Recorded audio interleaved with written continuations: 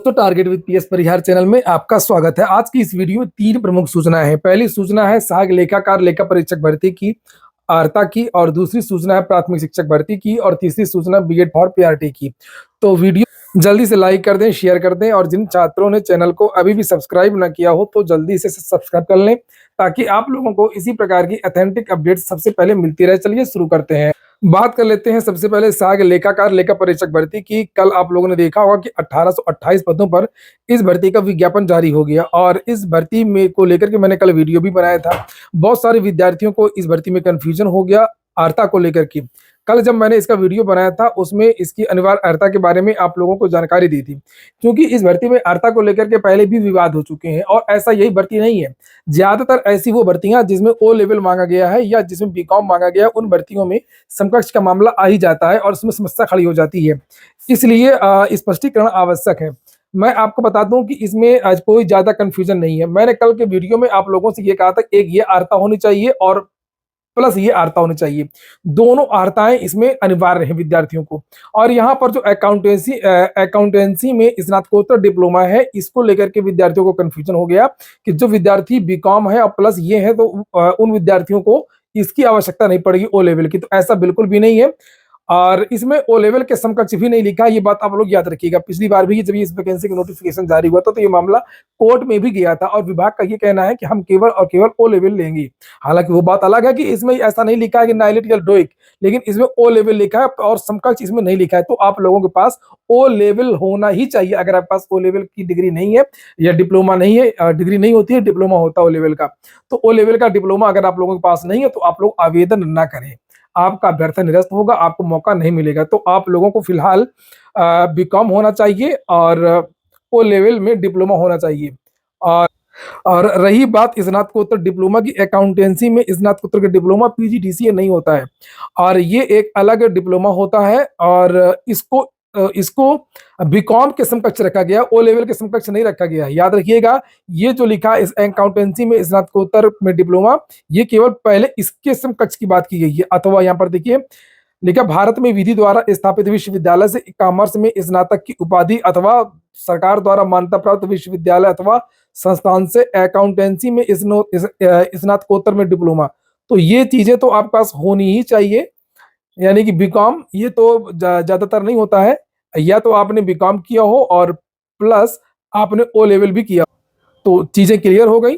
और इसलिए आप लोग जो है वो सीट बर्बाद ना करें। और तो सीट तो बर्बाद होती ही है, बाद में जो मामला है वो कोर्ट वगैरह में चला जाता है और भर्ती और लंबित होती है, और लोग पानी पी करके लोग गाली यूपी ट्रिपल एससी को देते हैं, सरकार को देते हैं और कोर्ट को देते हैं। वहीं पर एक बात मैं और बता दूं कि यूपी ट्रिपल एससी से विद्यार्थी कल की वीडियो में पूछ रहे थे कि सर सहायक लेखाकार लेखा परीक्षा की भर्ती का विज्ञापन तो जारी हुआ, लेकिन जो विज्ञापन जारी होने थे पीटी 2022 के लास्ट में, जैसे एजीटीए और जेई का नोटिफिकेशन कब आएगा, तो विद्यार्थी अब धैर्य रखें। ये तो तय है कि आपका विज्ञापन तो आना ही आना है। विज्ञापन तो आप लोगों को लगभग बनकर के तैयार ही खड़ा है, और आपका जो विज्ञापन अब 2023 से ही आएगा, इसी से आ ही रहे हैं। और ये विज्ञापन बहुत जल्द आपको देखने को मिलेंगे। जेई का विज्ञापन भी देखने को मिलेगा, और इसका क्या बोलते हैं एजीटीए का भी विज्ञापन। ये दोनों विज्ञापन भी किसी भी दिन जारी हो सकते हैं, और उनके आवेदन की जो तिथि है उसमें बदलाव जरूर देखने को मिल सकता है। वेबसाइट पर इकट्ठा आवेदन नहीं शुरू हो पाएंगे, तो थोड़ा सा उसकी जो डेट है वो आगे की होगी। और आप लोगों ने देखा भी होगा कि इसमें जो कल 2 नोटिफिकेशन जारी हुए हैं, और दोनों की जो तारीखें अलग हैं। जैसे एक ये सहायक लेखाकार भर्ती की का जो आवेदन है ये 20 से शुरू हो रहा है। इसके पहले जो स्टोर कीपर का जो आवेदन है वो 15 तारीख से शुरू किया गया है, और जो आयुर्वेद फार्मासिस्ट की जो वैकेंसी आई है उसकी जो आवेदन है वो 12 फरवरी से शुरू होंगे। परीक्षा कब होगी उसकी तो चिंता नहीं करते हैं, जब करवाएगा तो करवाएगा। मेन बात है कि इस विज्ञापन तो उत्तर प्रदेश अधीनस्थ सेवा चयन आयोग भी सोचता है कि जल्दी से जल्दी हम विज्ञापन निकाल करके एक माहौल बना लें कि हमने इतनी भर्तियों के विज्ञापन निकाले हैं। तो वो विज्ञापन निकालेगा यूपी ट्रिपल एससी, और कुछ परिणाम भी जारी करेगा। फरवरी के महीने में 2 ही काम है, और एक छोटी परीक्षा आईटीआई इंस्ट्रक्टर की, और कुछ साक्षात्कार अब शुरू होंगे। और इसी क्रम में हम अब बात कर लेते हैं प्राथमिक शिक्षक भर्ती की। तो बात कर लेते हैं प्राथमिक शिक्षक भर्ती की, चूंकि अब इसमें बहुत ज़्यादा विवाद है, और इसकी वजह से जो आरक्षित विद्यार्थी हैं 6800, उनका चयन नहीं हो पा रहा है। साथ में एक बार शिक्षा मंत्री ने ये भी कहा था कि हम नई शिक्षक भर्ती की विज्ञापन तब तक जारी नहीं कर पाएंगे जब तक 69,000 पुरानी शिक्षक भर्ती का जो मसला है वो हल नहीं हो जाएगा। 69,000 के साथ साथ में 68,500 का भी मामला है। हालांकि मेन जो मामला है वो 69,000 का ही है।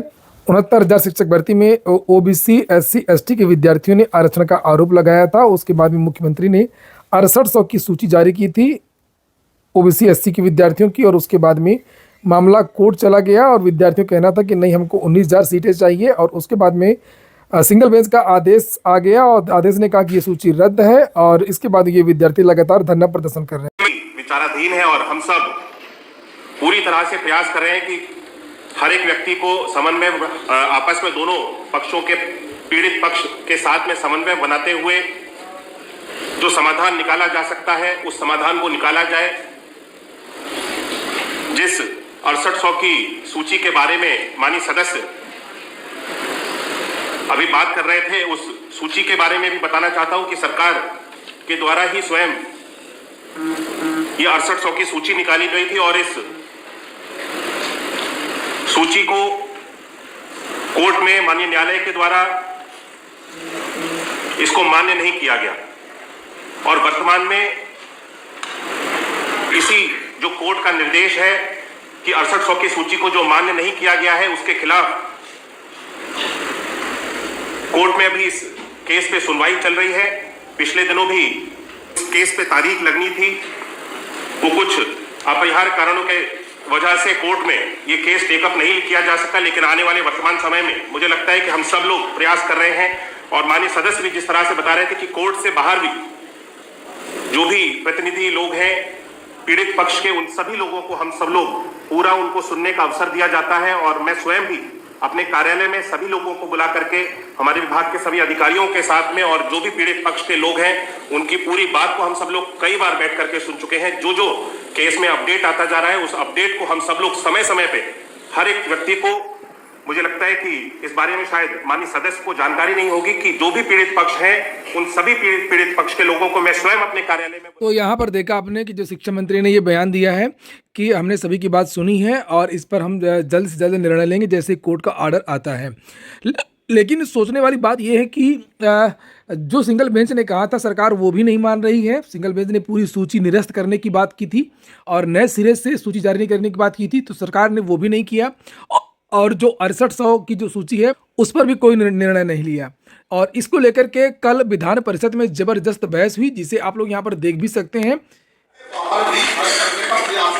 का इसमें कोई दखल नहीं है कि आप नहीं कर सकते। कोर्ट के बाहर जब आप कर रहे हैं कोई तो टाइम कर, कोर्ट के बाहर वो प्रयास कर रहे हैं। सरकारी 2 साल से अनियमितता की, आप उसको क्यों उस सीट पर प्रताप सिंह बघेल को आप सस्पेंड करिए, उनके खिलाफ मुकदमा लिखाइए, ये 2 दिन में प्रकरण सही हो जाएगा। अम्बेडकर जी बैठिए, मनोहर ये भी तो कुछ होना चाहिए, समाधान करिए। मतलब माननीय न्यायालय स्वयं निकाल करके देंगे और बहुत जल्द हम सब लोग प्रयास कर रहे हैं कि इसका समाधान माननीय न्यायालय से हम सब लोगों को मिल जाए। मानव कराइए। अब क्या अम्बेडकर जी कितनी बार निरस्त कर दिया तो आप पूरी चयन सूची को निरस्त करें और दोबारा से भर्ती करें। सिंगल बेंच ने तो ये आदेश किया और ना आप सिंगल बेंच के आदेश के खिलाफ आप डबल बेंच में गए नहीं है, तो फिर अदालत में आप तो गए नहीं। आप सिंगल बेंच के आदेश को तो मानिए, ना आप सिंगल बेंच के आदेश को मान रहे। तो यहाँ पर देखा आपने अच्छी खासी बहस हुई और अभी उम्मीद है कि नई शिक्षक भर्ती को लेकर के भी यहाँ पर बहस होगी।